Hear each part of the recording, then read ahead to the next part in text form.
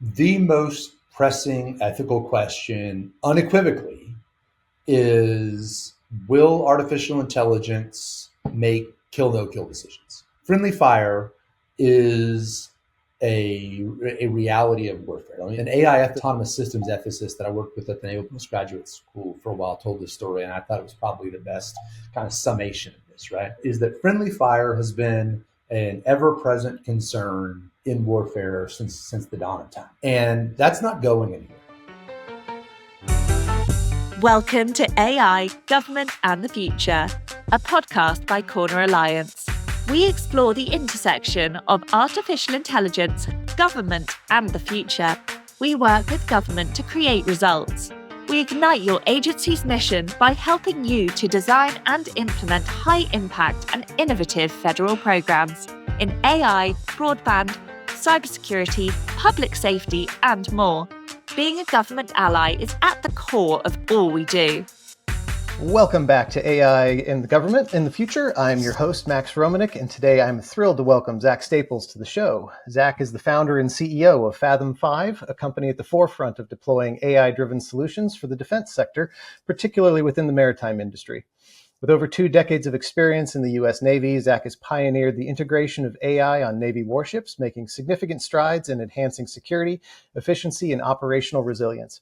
His work at Fathom5 has helped bridge the gap between cutting-edge technology and mission-critical defense systems. Today, we'll explore the critical role AI is playing in reshaping cybersecurity for defense infrastructure, the challenges of integrating next-generation AI with legacy systems, and the ethical considerations of using AI in high-stakes environments like military operations. We'll also dive into Zac's insights on how AI can be used responsibly to ensure security while pushing the boundaries of defense innovation. Welcome to the show, Zac. Max, thanks for having me, man. It's great to be here.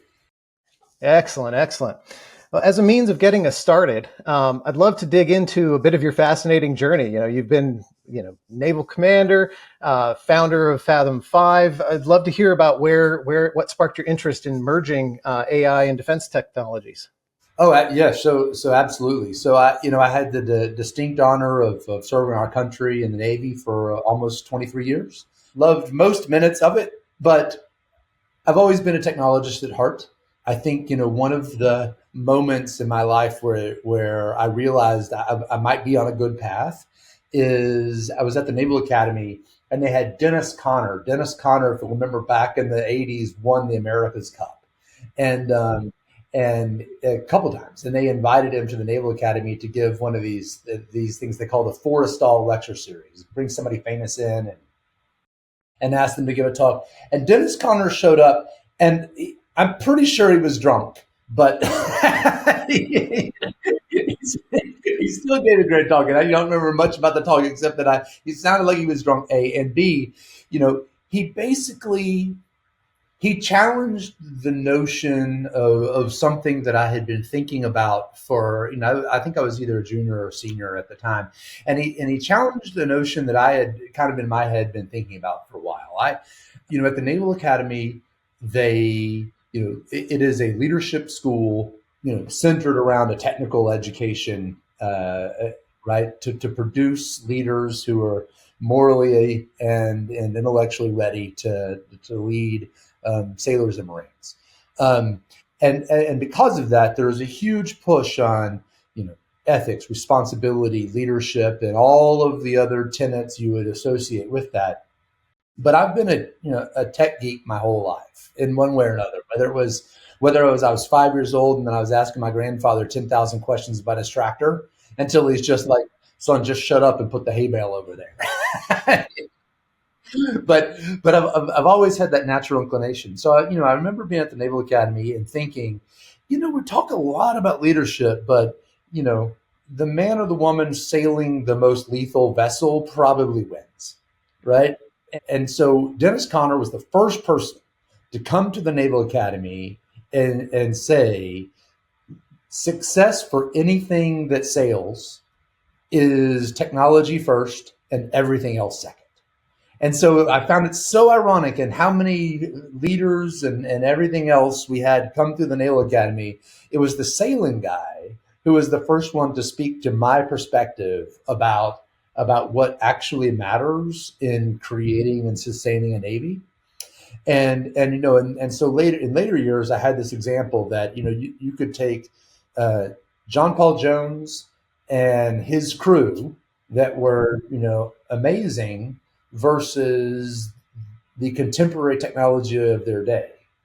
And if you put him up against a Liu frigate from the People's Republic of China, he loses 100 out of 100 times because a sailing vessel with smoothbore cannons does not beat a modern frigate, right? And so that's a pretty wide, that's a 200-year technology gap.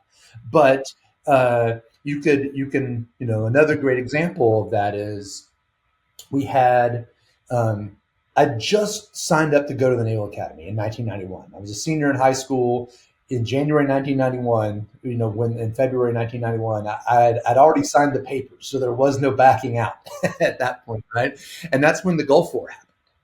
And if you'll recall back, if you're around at the time, or you can read, that was the most lopsided land conflict in human history, almost, right? So you had tens of thousands of casualties on the sides of the adversary, and across the whole coalition, about 300. Like Alexander the Great never won at that margin. Caesar never won at that margin, right? There was something fundamentally different about that fight. And what was different was we had prepared what is now, we all kind of thought of the second offset technologies for 30 years. So in preparation to fight the Soviets in World War III, that thank God never happened, we created some amazing systems. We created digital stars. So you could take a kid from Plymouth, England, or Plymouth, Virginia, and drop them in the middle of the desert, and they didn't get lost. That was like the first time in human history you could ever do that. We had missiles that you didn't have to pick which building to hit. You could pick which window you wanted them to go through, right? We had balls in space doing amazing things in support of ground combat operations. And so collectively, that yielded the second offset set of technologies that resulted in the most lopsided land campaign in the history of human warfare that we know about. And so I watched over my career from when I graduated in 1995 through when I retired in 2018, what felt like peer adversaries catching up. There's just a wonderful defense innovation thinker named Pete Newell who runs a company called BN&T out in Palo Alto. And Pete has this quote I've heard him say a couple of times that I just love. He's like, the United States has the most impressive tech demos of anybody in the world, and the Chinese build more ships. Right. And so there's just this stark reality that over my career in the Navy, everybody else caught up. And so now I wonder if we don't figure out how to integrate the third offset technologies the way two generations prior to me figured out how to integrate and synchronize the second set of offset technologies. We might not just have a close one. We could very well lose a war that has more political and existential meaning than any of the, not to diminish it, but I fought in them, so I think I can critique them, the skirmishes that we've had in Afghanistan and Iraq. And so I did that long time. I did several things, innovative things that I really enjoyed, and while I was on active duty. And then I'm like, I'm building the company to get after this, how to actually build and deploy this set of third offset tech, and make it work with the existing systems. And so hence Fathom5. Perfect segue. AI in combat defense systems is really becoming that sort of transformational tool. But I would love to just sort of dig in from your perspective. With those big transformational tools, typically comes risks. What do you see as the biggest risks that we are facing in trying to deploy AI in defense applications? Yeah, that's a fantastic question.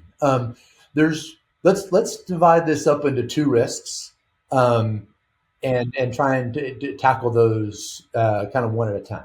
Risk one is we don't get it done and China does, then risk is we lose a really big war. So risk one is speed matters. The other risk on that, kind of in that block of we could lose a war that is existential that we very much care about. We aren't going to industrially produce warships faster than China. To use the pun, that ship has sailed.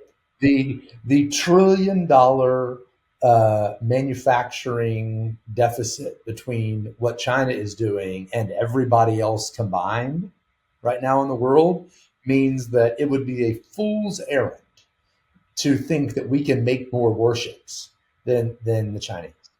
So then we got to ask ourselves, well, what's left for us? If we're not going to get more ships than them, well, then we better figure out how to take the ships that we have, ships, submarines, airplanes, warfighting systems, swarms, like let's put all that in one big group and say, let's take our maritime warfighting system of systems and ask, how can we make that system of systems exponentially more capable through digital modernization? That's a fight we can actually win, right? So I think part of what we need to think about in small groups like this, and then in large groups, kind of in a geostrategic context, is the most important thing we do in preparation for a war, or more importantly, in deterring a war, is set the terms of a future engagement where we have or could generate advantage. And so a place where the United States still, could ostensibly win is building the pathway to digitally modernize our maritime warfighting systems faster and more effectively. In the best case scenario, they end up with, steel ships, and we end up with a digital warfighting ecosystem, and we get the lopsided outcome that quickly resolves whatever political, situation creates the conflict. Right. Trying to turn those steel ships into smoothbore cannons as quickly as possible. There you go. There's the analogy, right? You read my mind. We can turn you built more steel ships with electronic fire control than us. Doesn't matter, because what we've built isn't really just a ship anymore. What we've built is a manned node inside a learning ecosystem of maritime power that surrounds, subsumes, and overwhelms your ships with electronic fire control. Compared to things like nuclear proliferation or cybersecurity, sort of more modern military advancements, where does this set of risks fall on that spectrum? Yeah, that is a fantastic question. I also do want to get back to the kind of the AI ethics question. So let's keep going on this theme of like opportunity risk. Like if we don't capture this opportunity to step hard on the one advantage that's open to us, we really could be at strategic risk for a war that we might lose, right? So your question was, where does traditional technological advancements like nuclear or cybersecurity fall in relation to this AI risk, right? Yeah, are we looking at the introduction of, like you say, third wave technology here, or is this a better mousetrap that we're trying to figure out how to put into the field? So let me give you an example. For a company that's out of business, so it's a self-fulfilling example, right? Sears with a website is not Amazon, right? Right. So there is a way that you're like, hey, we're going to go get an AI algorithm on a ship. And what you end up with is Sears with a website. And there is a way that you rethink the entire digital experience of maritime command and control, employment, and engagement.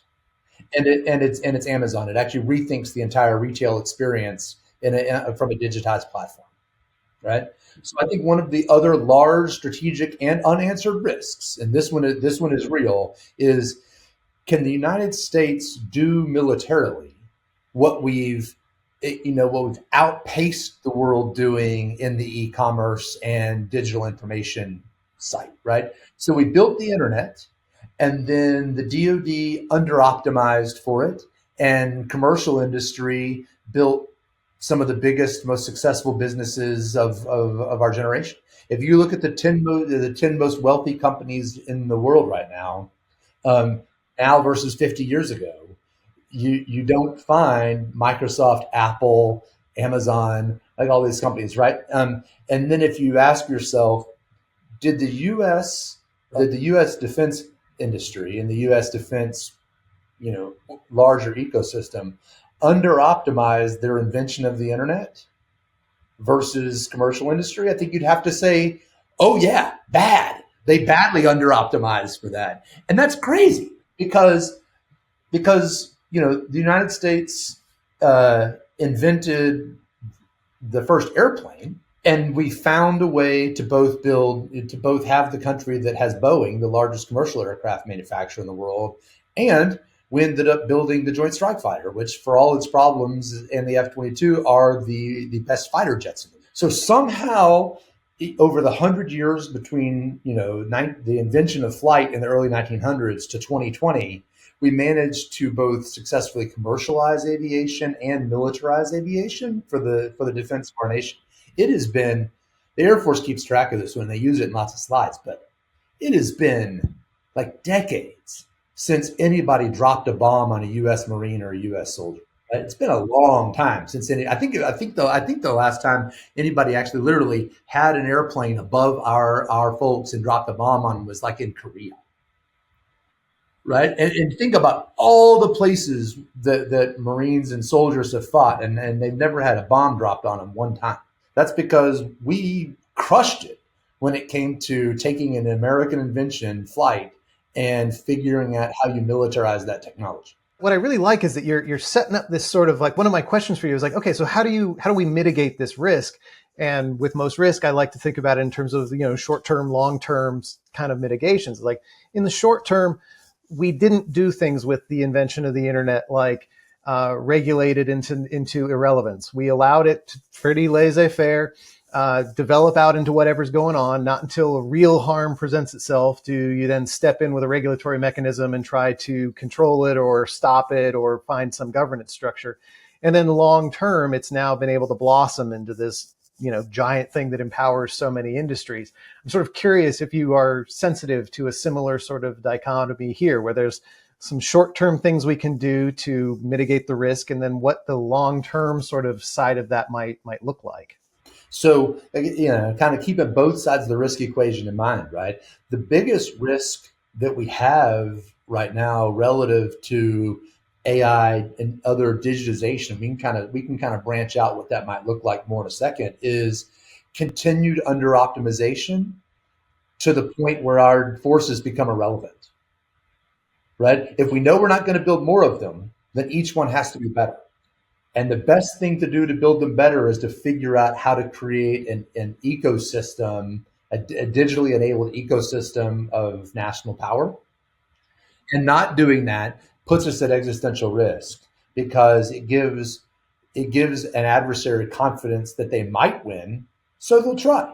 So I continue to hold out that is the largest risk. The largest risk for large-scale conflict in the world is failed deterrence on the part of the United States because our adversaries think they can win conventional war. And so that's the number one risk. And then there is, okay, well, Zach, if what you're saying is we just got to get after this AI stuff, that could go crazy sideways with all of the risks.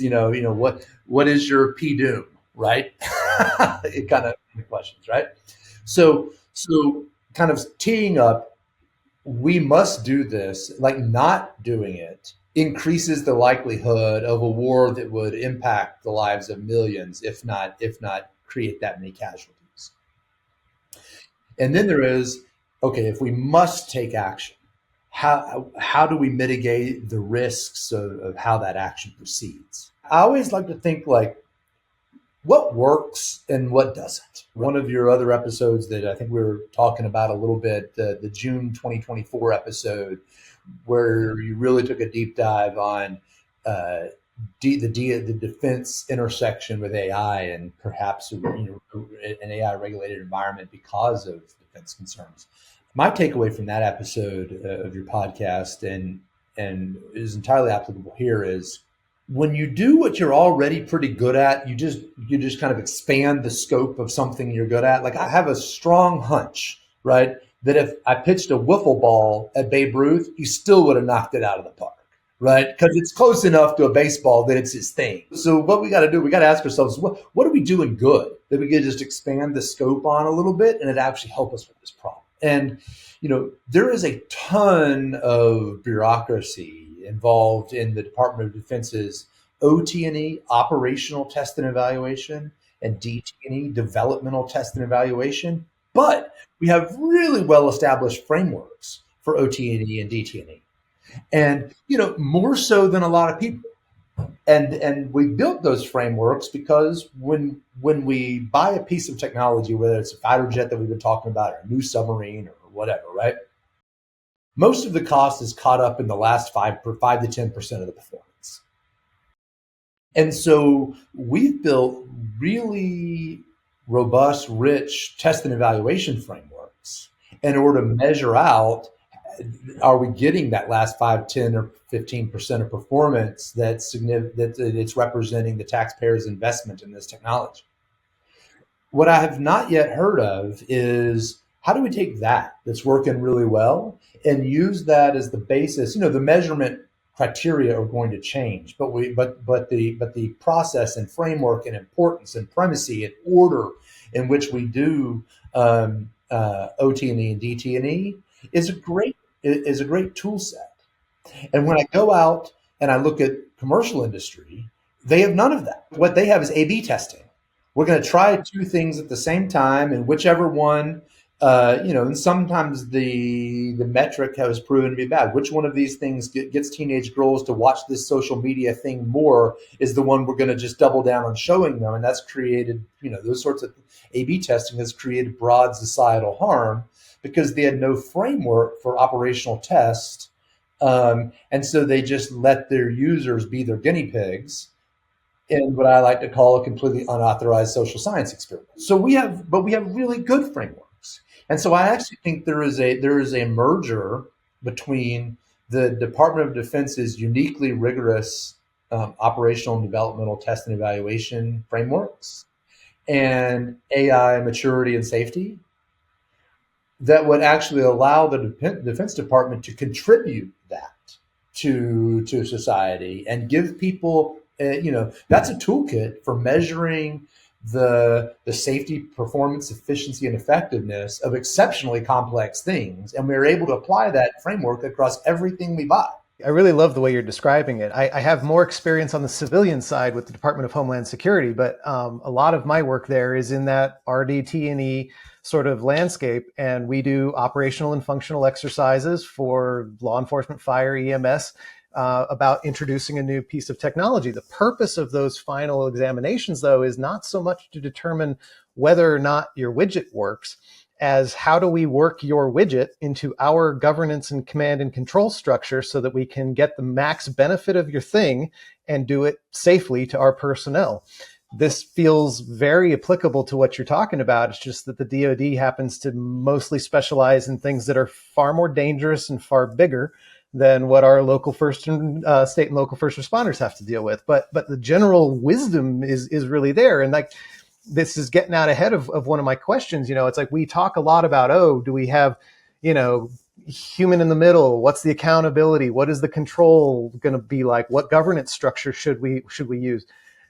I mean, we do probably need to do some structured, scientifically relevant experimentation to figure out what some of those answers look like. And to your point, this is one of the better arguments I've heard. We have a framework for how to do this. Why are we not using it rigorously and actively and enthusiastically? Yeah, let me give you, there's a couple great examples that I like to fall back on of,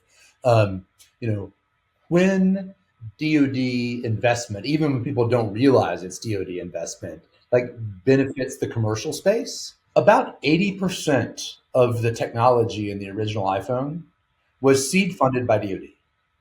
And Steve Jobs did an integration, right? So whether it was scratch-proof glass from Corning that was originally rifle optics glass that couldn't be scratched, whether it was GPS that the Naval Research Lab built so submarines could pop up anywhere and know where they are, whether it was cell phone technology which the Army built for comms compression, there was the internet that was on the original iPhone that was built by ARPA, right?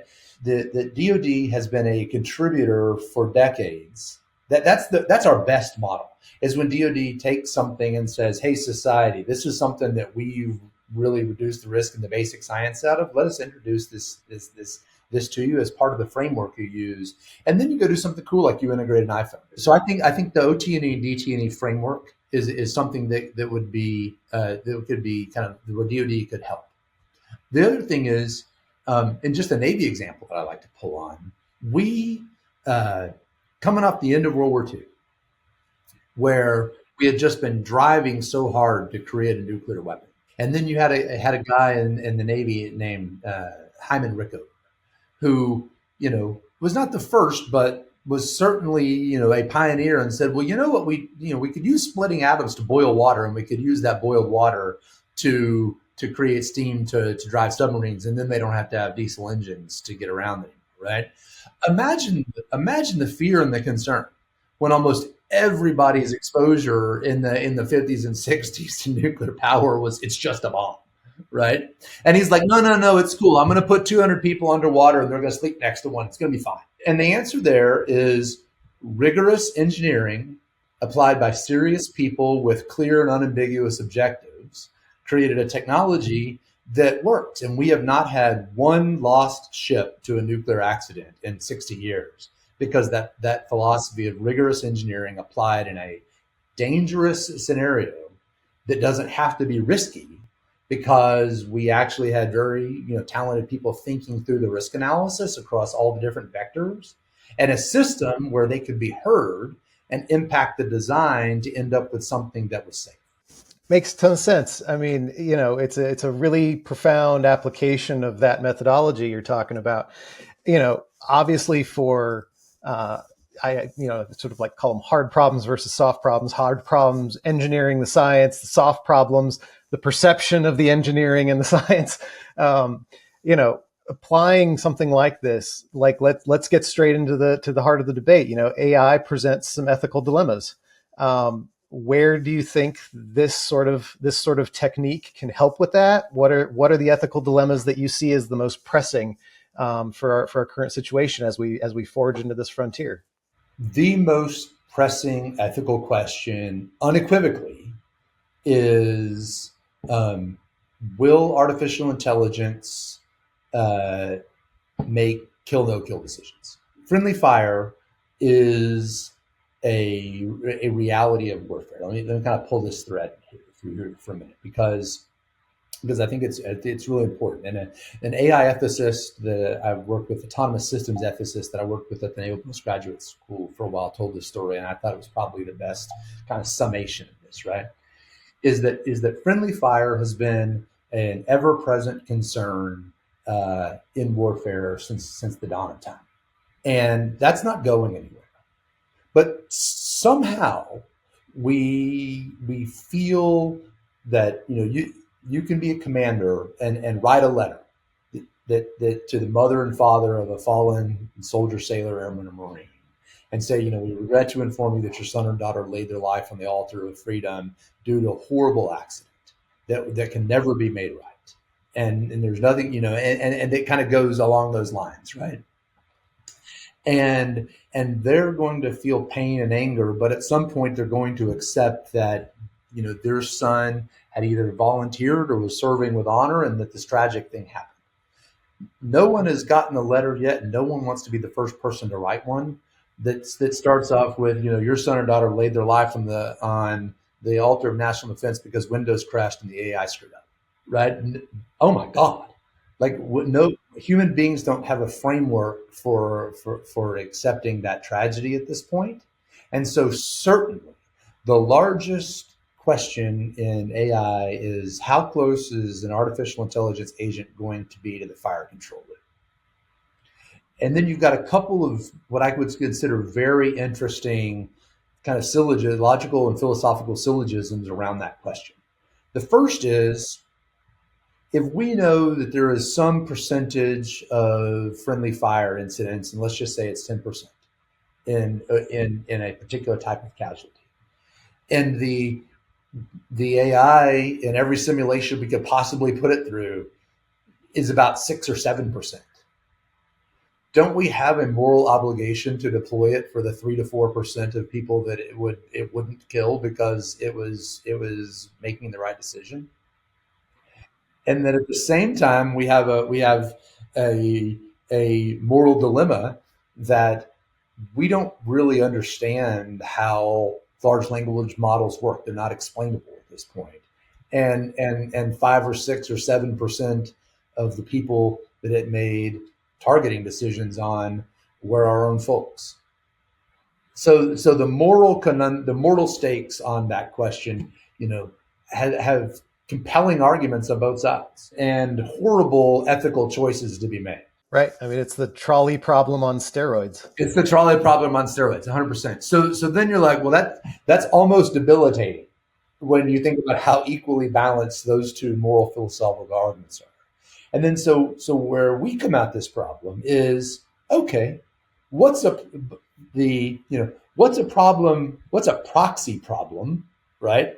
That we can use that almost has that has an objectively better outcome than any of those of situations, right or wrong, that we can use to inform the theoretical debate with actual scientific data and evidence. And so we were being critical of social media's deployment of AI.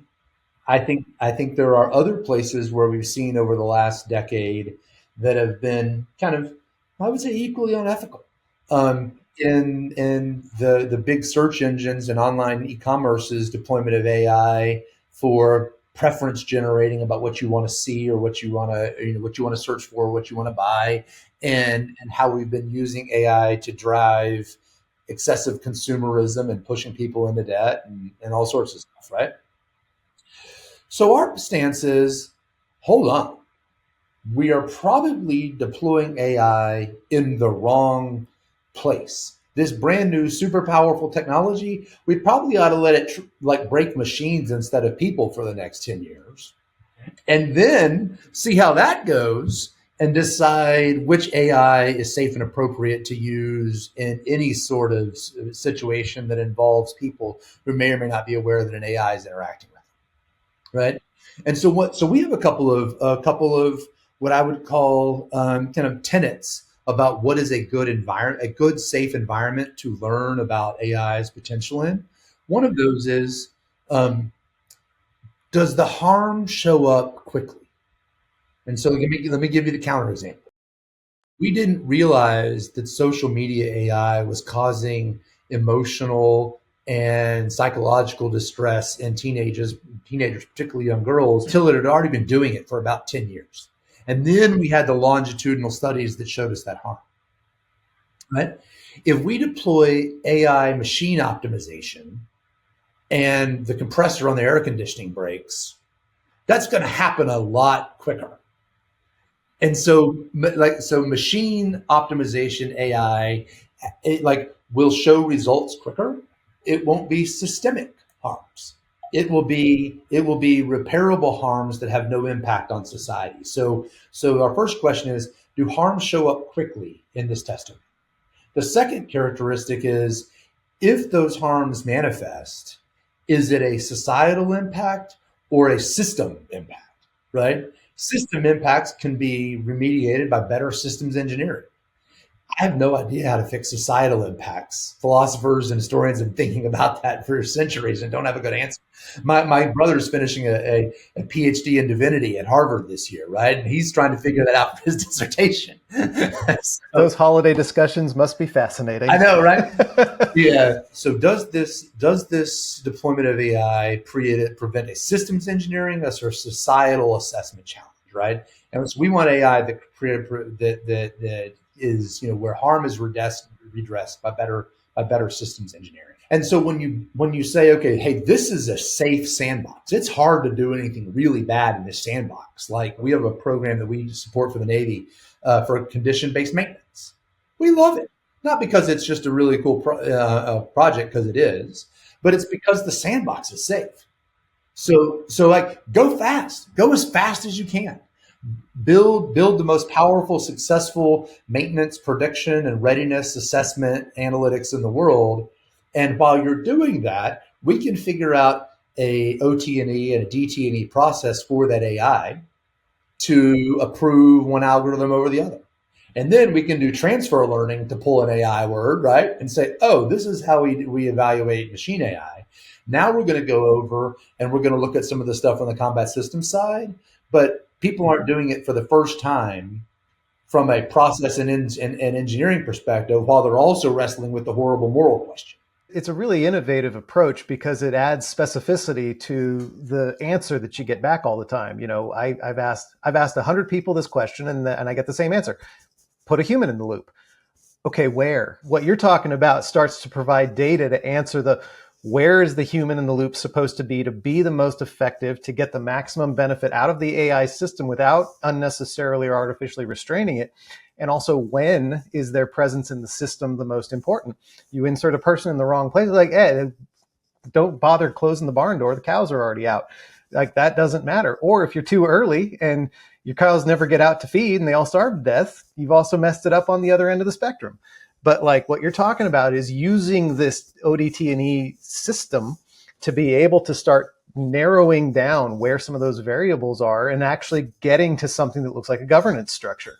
It's pretty freaking cool. Let me give you a very, very practical example. In addition to kind of what you said about where to put the human in the loop, there are a lot of advocates that say, no, we don't want to put the human in the loop. The whole reason we're doing this is speed. And then you've got the people who say, well, we need a human in the loop for safety, right? I think that whole structure of the argument is wrong. Let's run the head-to-head. On a destroyer, I've got 4 air conditioning plants. Let's let AI plan and direct the maintenance for 2 of them. And let's use our existing maintenance plan for the other 2. And then let's just pick the one that works the best. And I mean, you still sort of have a human in the loop. It's just on audit. They're looking to see which one performed better. And then through a good audit, you would also determine whether or not it started doing stuff it wasn't supposed to do, which would be the other big concern. But like you're talking about setting up the test criteria in safe environments so that you have test criteria to apply to unsafe environments when we determine that's necessary. Like there's more sanity to that than I've heard just about anywhere else. I'll take that. Thank you. Yeah. Let me give you kind of one other thing, because we do need to get after the combat system stuff soon, right? I think there's a sane way to go there too. So let me give you an example. While I applaud the people that are thinking, a decade down the road about fully autonomous, AI kill chains, I think a lot of people would just rather have a better pair of glasses, right? So I think back about, in the 18th century. I'm 50. I got to wear these readers, right? Right. Human beings of eyes have always crapped out at about 45 or so, right? Eyes, knees, well, other things I'd like to take up with our creator. Couldn't you come up with a better knee? I mean, come on, man. 45 and my knees don't work anymore. I still have to walk another 40 years. But in the 18th century, we came up with an amazing new technology called eyeglasses. And now we could take, hey, this human deficiency and this human acuity that tends to degrade, we now have a technology that restores that acuity to you. There are a ton of problems in the kill chain where all I really need is better acuity, right? So when in the times where we thought about the adversary's aviation order of battle, like how many things could they fly at us, right? Maybe a dozen, maybe 2 dozen. We got a radar that can track that times X, so we can track a lot more than that. So we can track all the stuff they can fly at us. Well, how many things could they fly at us now? That it's a big number, right? And so now it's like, oh, which one of those things actually has, which one of those things actually is big enough to carry a bomb big enough to hurt me? And which one of those things is just a real flying thing, but it's just clutter, right? AI could provide a lot of acuity to that problem. So if we're going to, and we should get after the combat systems problem, most of the AI problems I've ever worked, when we got beyond the conceptualization, we actually went and did the systems development. It's almost everybody wants to talk about the algorithm and 80% of the work is the data engineering. So there are our combat systems ethics problems are years away on the other side of a data engineering problem. And so we need to get after the data engineering problem that delivers artificial intelligence capabilities that just provide operator acuity. And then we get the accelerated decision making because the choices have been made clearer, right?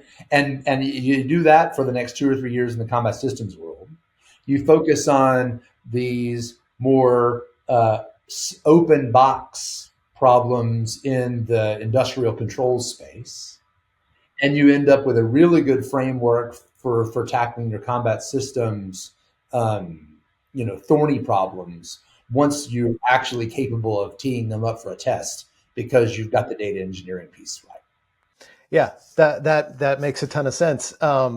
It also seems to also fall in line with one of your other bread and butter areas, which is augmenting legacy systems with these new capabilities. Talk to me a little bit about that. I'm no cybersecurity engineer, but I know enough that when you're going to add stuff to an old existing system, most of the time you've succeeded in expanding your threat fabric, along with some other areas. But like, where does that all come to play too? Because we're not talking about sweeping it all aside, replacing it with all this new whiz bang stuff. We're talking about trying to make what we have work a lot better until we get to the really, really whiz bang stuff. And that interim period of time, that transitional period of time is going to be really important. Tons of senior leaders have talked about the Pacific 2027 concern, right? And we will have mostly the fleet we have now. We will have mostly the Air Force wings that we will have now. We'll have mostly the Marine and Army units in 2027 to 2030 that we have now, right? So what do you do about that? Let me give you the best example I've heard. And again, I'm a good listener, and so I take most of my good stories from other people. But Admiral Daryl Cottle is the commander of the U.S. fleet. He's the commander of Fleet Forces Command. And a couple of weeks ago, he was explaining it like this. He's like, I've got about 300 ships and submarines, right? When you add them all together, he goes, at any given time, 100 of them are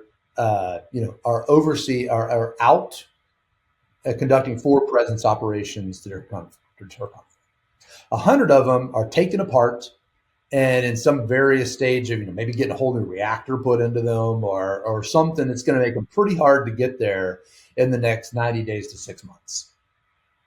But that leaves 100 ships and submarines that are in some intermediate phase where they're not taken apart, but they're not ready to go because they've got a couple little things we're doing or the crew isn't quite trained up, right? And we've had a cycle of doing forward deployed operations just to keep that 100 forward always ready. But we've never really come through as a nation or as a Navy to pull the thread to say, what exactly is it going to take to get the other 100 out? So what we've done, again, at the highest strategic level is we've told the Chinese, well, you can read in Jane's how many ships and submarines we have, and you've really only got to get ready to beat about a third. That doesn't deter conflict, right? Because beating 1/3 of the United States Navy and beating 2/3 of the United States Navy at the same time are, it's not just twice as many. There's a lot of synergy. And so the question is, how might we design AI and decision support tools in that safe sandbox that do something that is militarily consequential, like get that other 100 ready to go, right? So now you start thinking about, what if I could do supply chain optimization for the critical part that's keeping that engine down? What if I could do shipyard planning, modernization, work package development? So I actually schedule the work through the shipyard with the various trades to get that ship out of the shipyard 2 months earlier. What if, while the ship is just coming back in that 100 deployable and about to transition into a work package, the ship could predict the maintenance that it needed from all of the sensor readings that are on it actively. And now it pulls in, and instead of just doing some standard set of work, I have this very tailored focused list that's built off the measurements. And so we're turning it around in a month, and it's back in the tube, right? So when you actually look at what is AI's greatest possibility in the near term to make a meaningful impact in preventing war. It's actually not shooting missiles smart. It's actually changing the entire strategic calculus where China is looking at twice as much, which is more than twice of what they would have to do something. So ironically, industrial and machinery optimization is actually the vital AI role to prevent and win a Pacific conflict. I guess in the near term, should there be something that comes to a head before a lot of this stuff is really fully deployed, you're looking probably at a situation where there's going to be some AI augmented defense and some traditional military. Do those strategies coexist, or are we talking about needing to replace one with the other? Like how would that even look in a transitional period? Yeah, what you're talking about is what so the former chief engineer of the Navy, and after he was the chief engineer for about 4 years, he became the chief of Naval Research, and he ran O&R. His name's Lawrence Selby. His kind of foot stomper for his last several years was what he called the hedge strategy. And so let me lay this out for you, because he and I've collaborated on it before. We're continuing to collaborate on it now that he's out. Here's the general concept.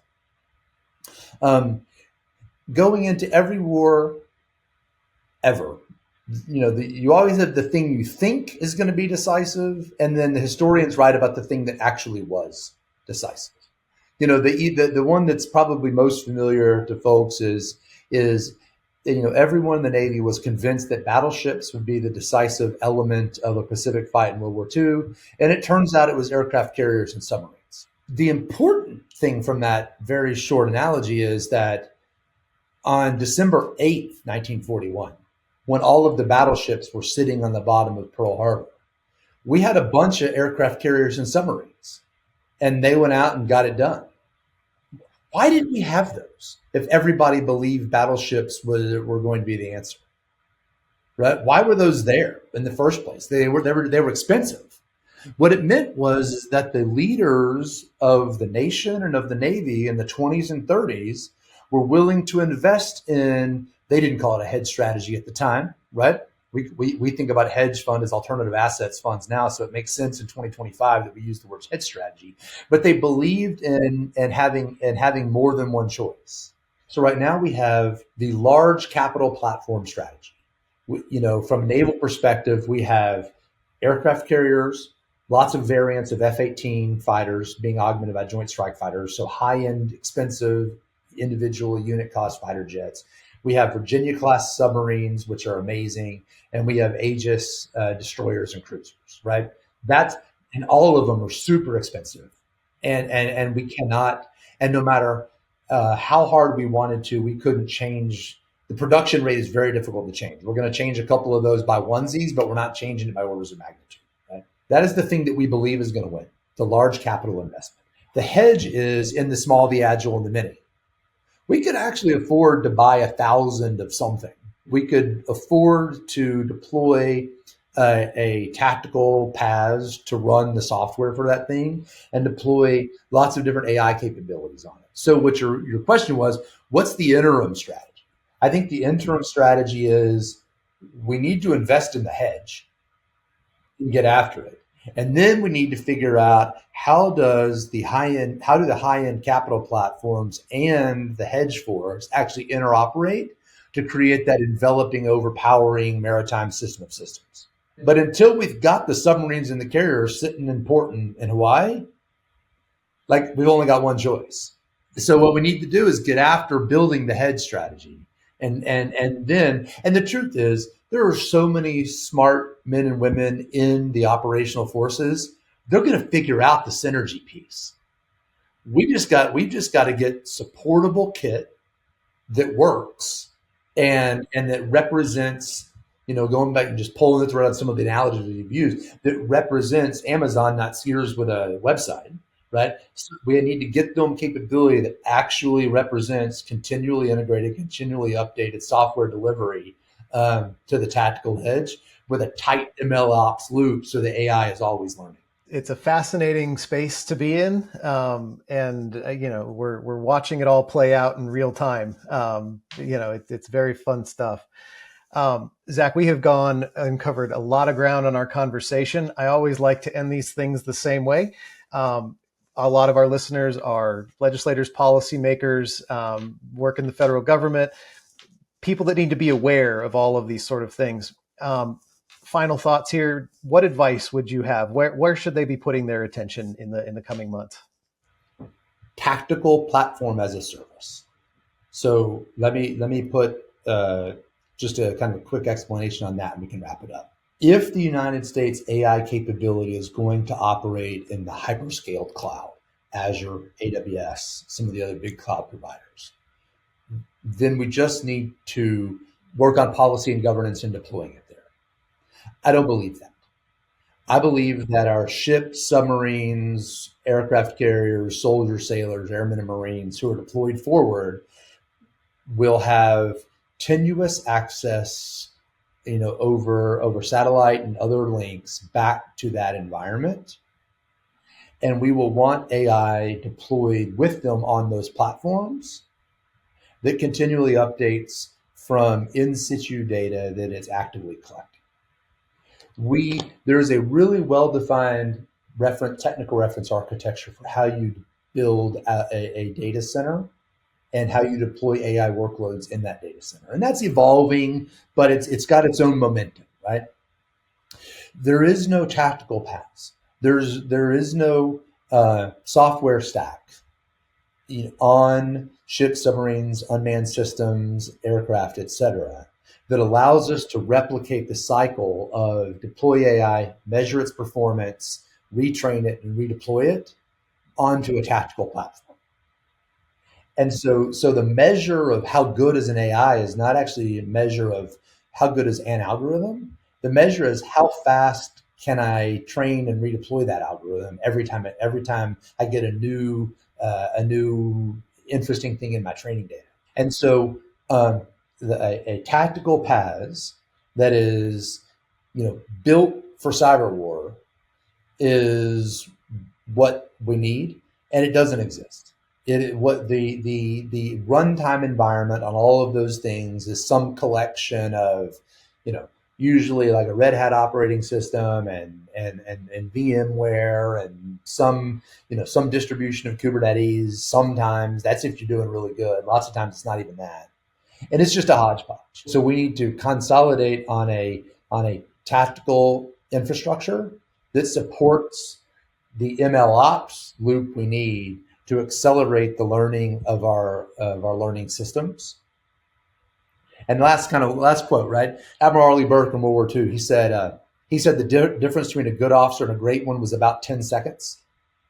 And which was about he thought if a good officer could figure out how to aim and shoot about 10 seconds faster than the other, you usually won in naval conflict. And so I don't know what the number is now, but the one thing I know is that our acuity analytics, our decision support analytics, and our people will need to be on a very fast cycle time. And so we got to figure out how to measure that time and see how many days or seconds it is for the AI, and then go after with a vengeance getting the number down. Well, thank you so much for sharing your wisdom with us today. And for all of our listeners, we'll see you next time. Thanks, Max. AI, Government and the Future is brought to you by Corner Alliance. To find out more about Corner Alliance and how we work with government to create results, visit our website at corneralliance.com.